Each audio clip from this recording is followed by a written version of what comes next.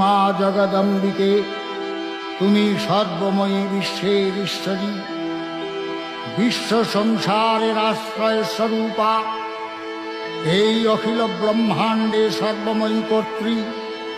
তোমার অন্তরস্থলেই সৃষ্টিকর্তা ব্রহ্মা, সর্বশক্তিমান বিশ্বপাতা বিষ্ণু এবং প্রলয়কর্তা দেবাদিদেব বিরাজমান। তুমি দেবগণের আধার স্বরূপা, দেবতাদের ও পিতৃলোকের পরম তৃপ্তিদায়ক স্বাহা সধা হব্য ও কব্যরূপে প্রকাশমানা।